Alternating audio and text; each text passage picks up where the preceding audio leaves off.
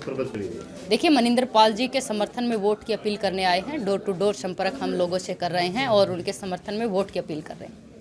जी। दबथवा में कुछ लोग अराजक हुए हैं, उग्र प्रदर्शन हुआ है, आपका विरोध भी हुआ है, उसको किस तरह? देखिए, विरोध मेरा नहीं हुआ है। दबथुआ गांव में जो हुई वो बदतमीजी आप कहेंगे कि बदतमीजी उन लोगों ने की है। महिलाओं के साथ बदतमीजी की है। एक महिला का पैर भी टूटा है और गांव के जो लोग थे वहाँ पे, उन लोगों के साथ भी उनके एक दो के लोग के सिर पे उन्होंने डंडे भी बरसाए हैं। यहाँ तक कि हमारी गाड़ी के काफिले के ऊपर भी डंडियाँ बरसाई हैं और मेरी गाड़ी की लाइट भी टूटी है, गाड़ी को भी तोड़ा गया है। तो मैं ये कहूँगी कि उस टाइम मुझे, अब तक तो मैं सिर्फ वीडियो के माध्यम से या लोगों के माध्यम से सुनते हुए आ रही थी, लेकिन आज उन्होंने वास्तव में उन शब्दों को चरितार्थ कर दिया। जो अजीत सिंह चौधरी जी ने जो दो बातें कही थी वो मुझे याद आई गई उस दृश्य के दौरान।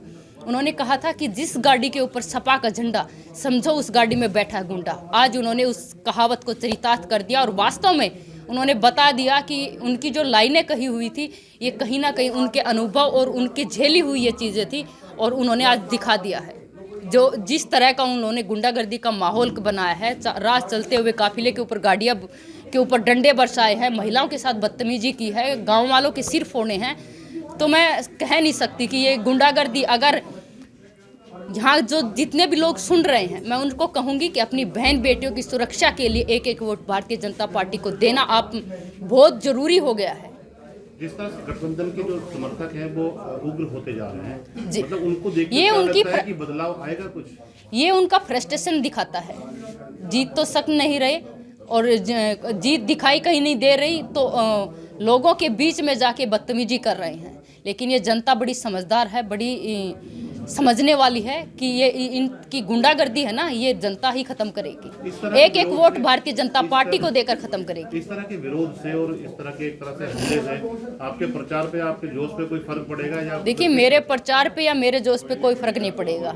हम तो इन्हीं कांटों में से निकले हैं और उन्हीं कांटों में पैदा हुए हैं, तो इन चीज़ों को और उन्हीं में ही, उन कांटों में ही कमल का फूल खिला के लेके जाएंगे और तब इन लोगों को फूल खिलाकर उनको जवाब देंगे और ये जनता जवाब देगी। एक एक वोट भारतीय जनता पार्टी को। भारतीय जनता पार्टी जिंदाबाद।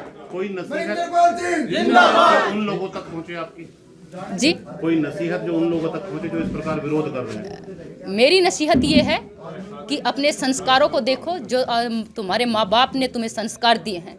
बहन बेटियों की इज्जत के लिए तो यहाँ पे मुजफ्फरनगर में आप देखिए, बहन बेटियों की इज्जत पे हाथ उठाने वालों के लिए तो भाइयों ने जान दे दी है और तुम उन भाइयों के, उन बहनों के ऊपर ही हाथ उठा रहे हो। शर्म की बात है ये हमारे लिए, हमारे समाज। सिवाल खास विधानसभा क्षेत्र जो सरदना थाने के अंतर्गत आता है, वहाँ पर आज एक सत्येंद्र नामक व्यक्ति के घर पे इंटरनेशनल प्लेयर हैं बबीता फोगाट जी, वो चुनाव प्रचार के लिए गई थी। उसी समय दूसरे एक राजनीतिक पार्टी के लोगों में से एक व्यक्ति वहाँ आकर के वीडियो बनाने लगा। इसी समय जो सत्येंद्र है उनके द्वारा विरोध किया गया, दोनों में आपस में हाथापाई मारपीट की घटना हुई है और इस मामले में बता दिया गया है कि जो भी ये तहरीर देंगे उसके आधार पर मुकदमा पंजीकृत कर लिया जाएगा।